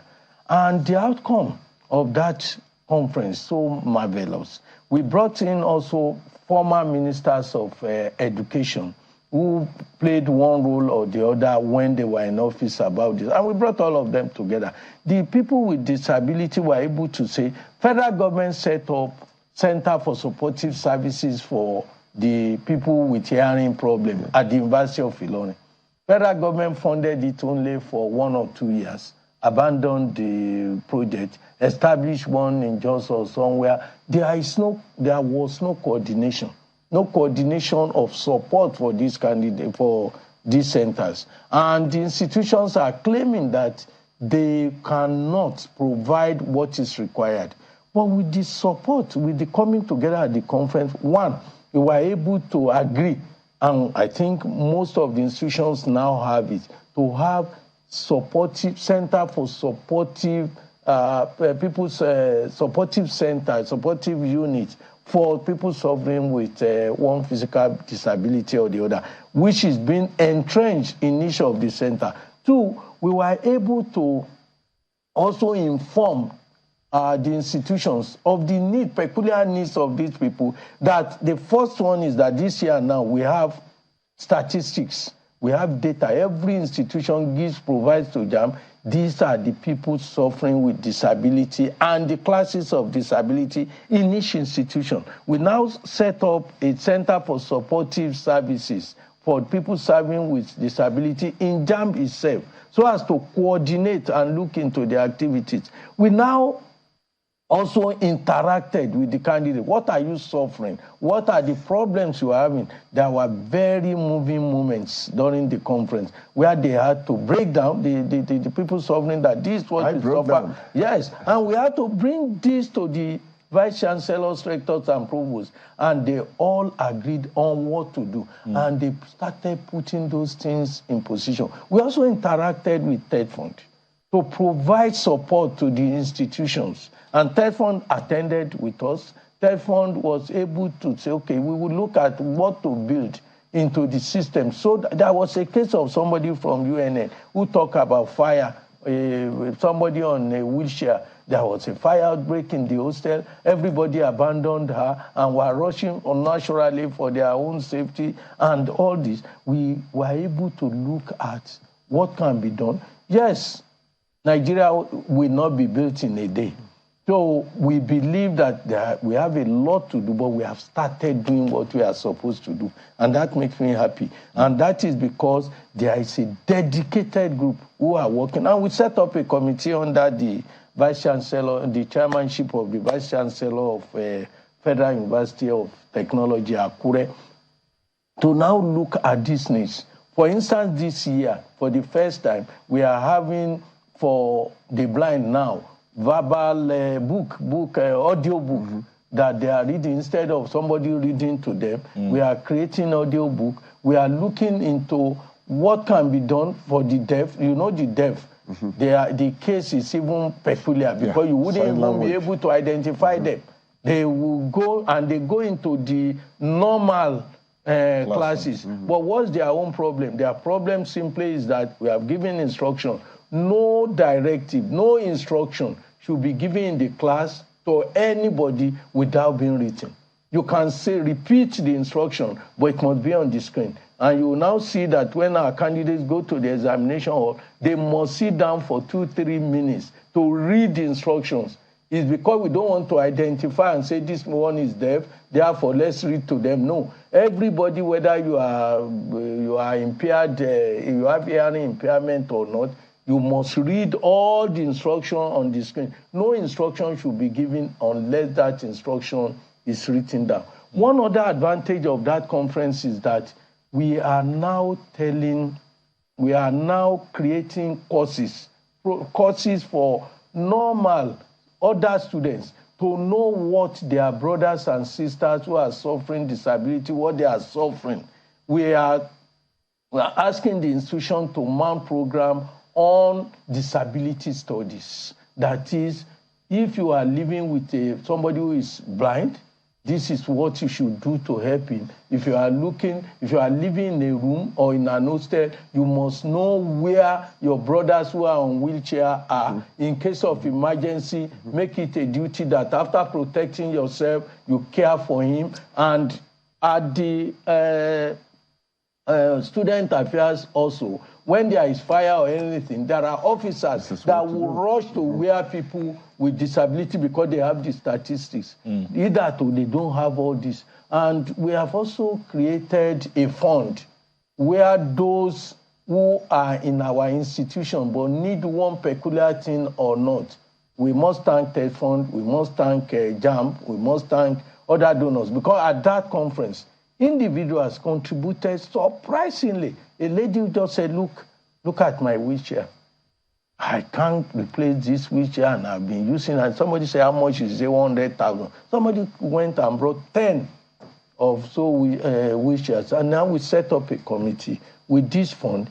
Buy whatever you think these people will need, those who are in tertiary institutions. So people are saying, why don't you care for those in primary school? The mandate of JAM is about, and once you take them out of it, you are solving the problem gradually.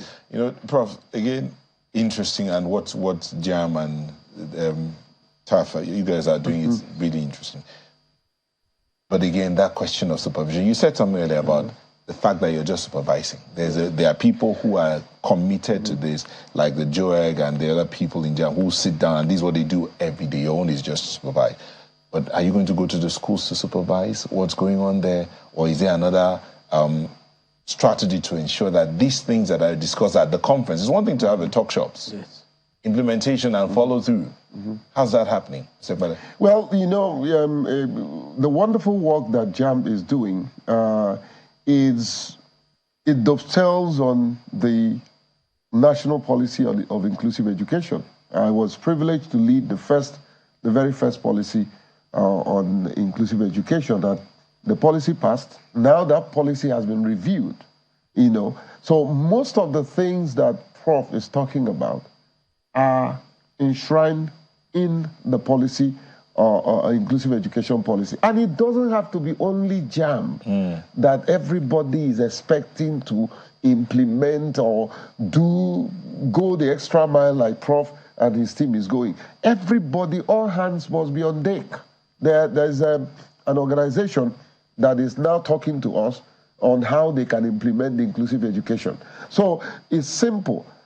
We need to look at the policy and what the policy says. Some of the questions you are asking about what happens at the tertiary institution and the provision, the policy addressed it. But also, in our own little way, our organization, we are beginning to call this institution to give us access to do an audit, a thorough audit of what is there and what is not there. The intention is not to expose your inadequacies. The intention is to know where the needs are so that we can help you get some of the funding partners, to come in and make that provision. So policy is important. The culture of the community is important.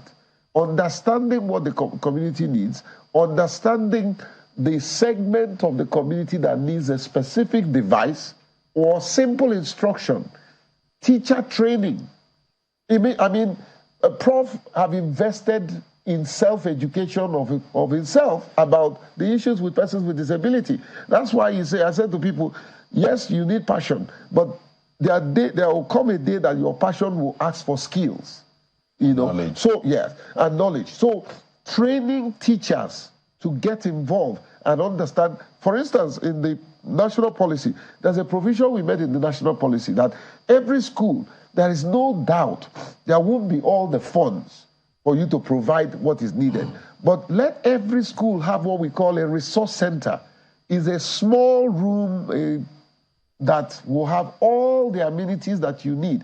If you need magnifying glasses for persons with albinism, it's there. If you need Braille, it's there. So every student that needs that will just go there. So you don't necessarily need to have it in the whole school. No, you can't. We can't afford it. Yeah, okay. We can't afford it. I saw that in South Africa. I brought it into the policy, and he's working in South Africa, and he can work here. I thought you actually said you met it in the policy, but you... No, we enshrined it in the policy. Let's take this to Ayo. I think he has a couple of questions. Ayo. Well, we might just be able to take just one question, Chimba, I beg your pardon, Nyota. And it speaks to, it was like, Prof knew what I wanted to ask. But I'm going to ask Mr. Pele that question. How do we... since you're talking about the inclusive education and all of the initiatives that Prof has talked about, how do we include the students that they're going to be in the same class with? What are we communicating? I know that Prof was trying to spit that. What should be communicated to the students with whom people living with disabilities will have to, people who they're going to be in class with? What do they need to know about them? How do they need to understand them? As Prof said, someone who is impaired in the air, it's not written on the face. So what are the things that need to be instilled in them? What do they need to know? Kind of instruments they need to, so that when they see those things, they can sympathize and assist, so that we can all have the kind of inclusive education that is intended. My brother, it's you have just stirred up, and I'm almost getting emotional, because you see, the question you asked was the problem that I went through schooling. Yes, I'm a person with albinism, they see it, but not too many people understood the fact that I'm not able to see the blackboard from a distance. So whenever I'm going to the front of the class, the students will start mocking me and say, oh, this blind man, get out of the way, you're stopping us. Unfortunately, some of the teachers then were not schooled enough to give me that protection and cause that mutual respect between me and other students. So it became a problem to a point that I didn't even want to go to school, because I became a laughingstock, So what any teacher or any administrator listening to me needs to do, you must foster respect between the person with disability and the remaining, other members of the class. Do not make jest of the person. Let the entire class understand the need of that person and stir up empathy, not necessarily sympathy. Stir up empathy. If they have compassion in their heart, they will see to the need of the individual in question.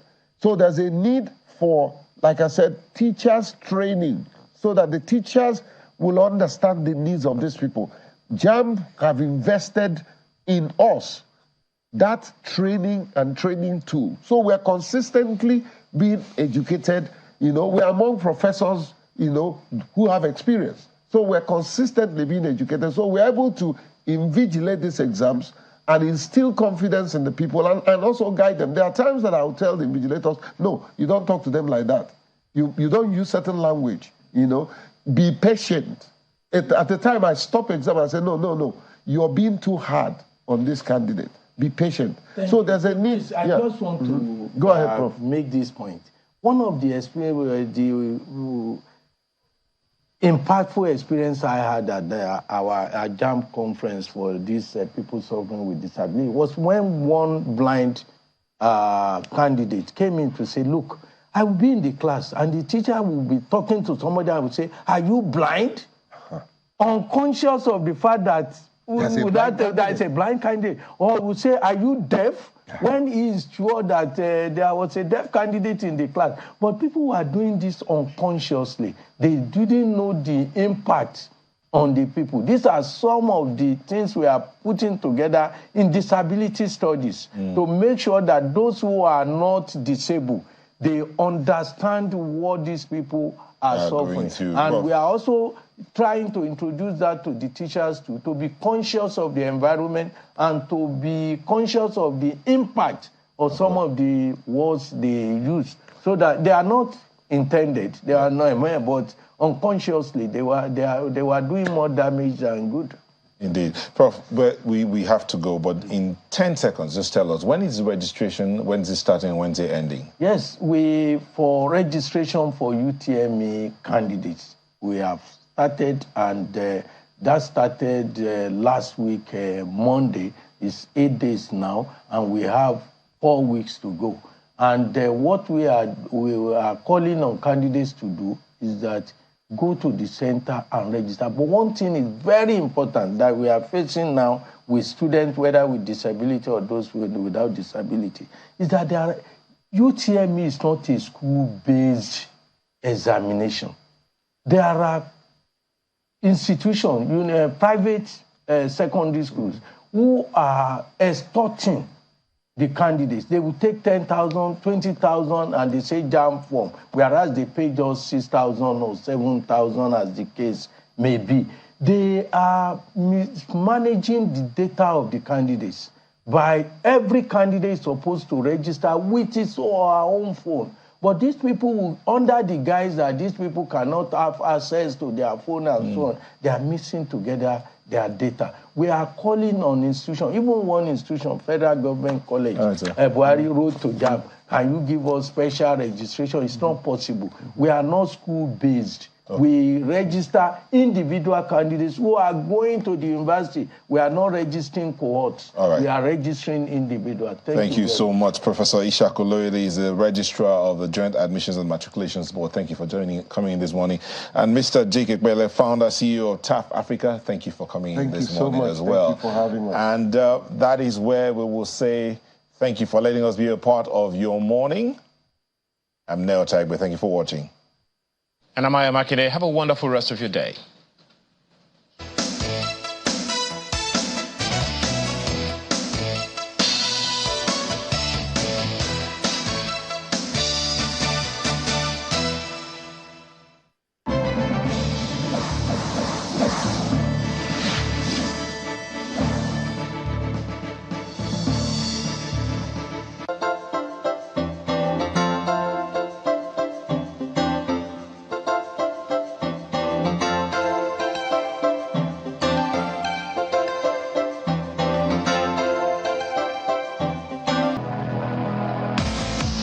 In every show, we bring you closer to the fastest growing movie industry in the world. From the making to the premiere. Get up close and personal with the stars and industry captains, plus reviews and much more.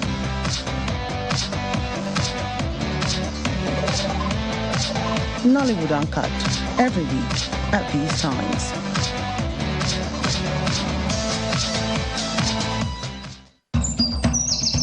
No matter where they are, if it concerns the people, we are there. From community game changers to homemade solution providers. where assurance and trust are built. Policing should be people from the community who do the job. You don't bring an outsider. We hear about Amotekun. We've not seen much of them around this area. Documenting journeys of many starting big from a small place. Creating an intentional community where people go beyond living together to building strong and more friendly communities. Community Report, only on Channels Television.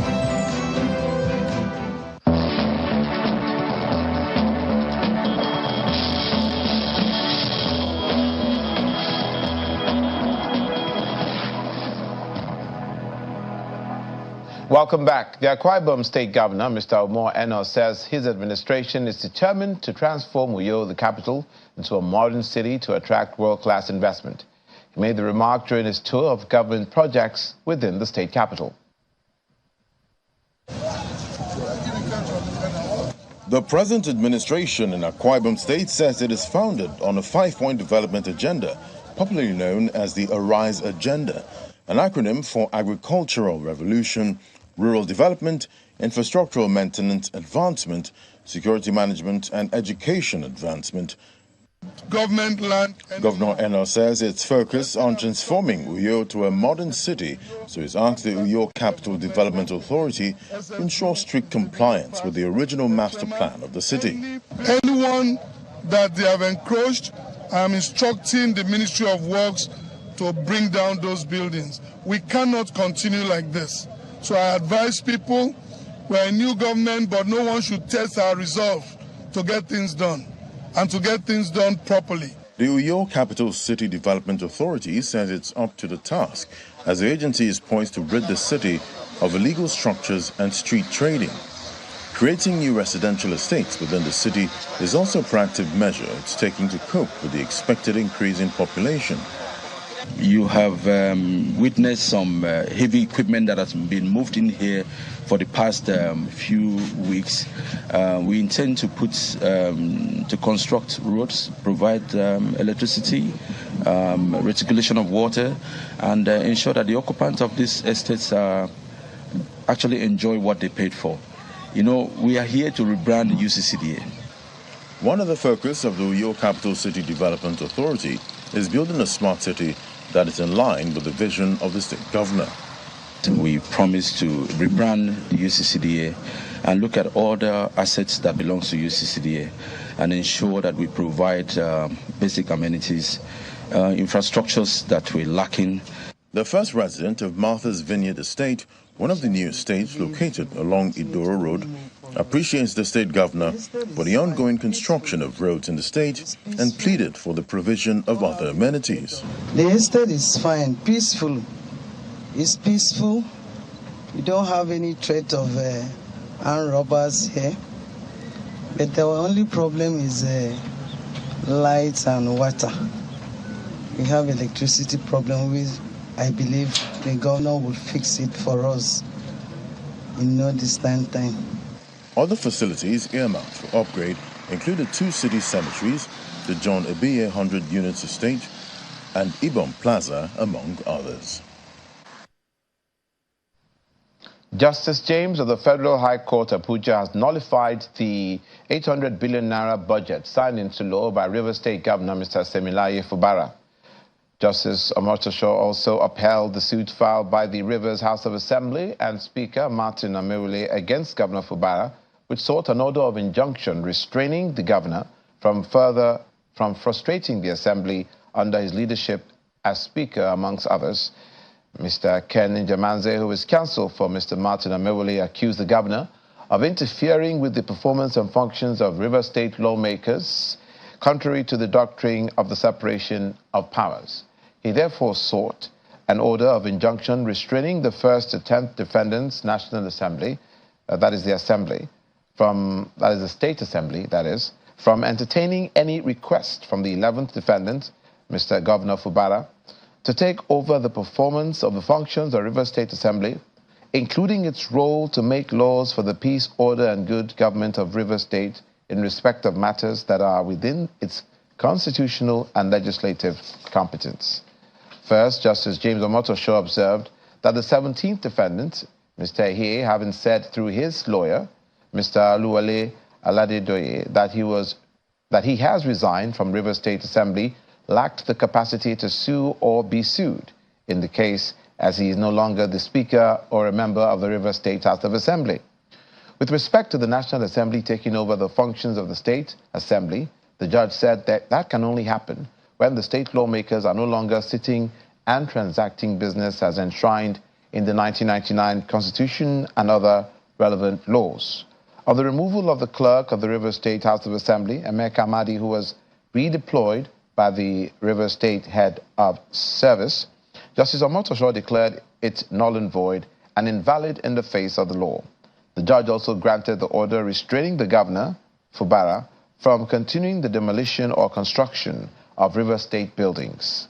The court said all the acts of the governor with 4 lawmakers is a nullity, and he should go through the lawmakers presided by Mr. Martins Amewule.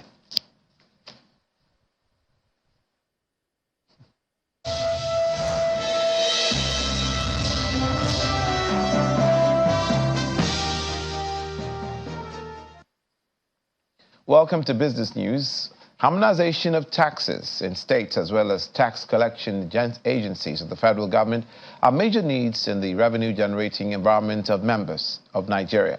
This according to the director of Obsidian Arkino Nigeria, Mr. Kelvin Emmanuel, who says it's necessary to boost production and stabilize the value of the naira. Rivers State has 91 different taxes and levies, 91 that businesses pay in Rivers State. I think Ogun State has anywhere around 42 or 43, if I'm not mistaken, taxes that businesses pay. You can't have a situation like that. You know, you need to harmonize it and reduce it to the 10 that has been stated, and bring in integrate the informal sector into the formal economy, and ensure that these 10 taxes and levies across federating units are the only taxes that are collected.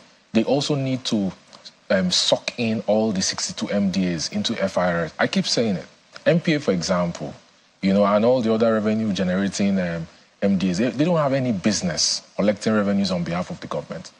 Customs, Nigerian Customs Service does not have any business collecting revenue on behalf of the Nigerian government. Nigerian Customs Service is supposed to be for trade facilitation, and they should be under the Ministry of Industry, Trade and Investment, not Ministry of Finance. FIRS should be the one and final bus stop for all collections of taxes.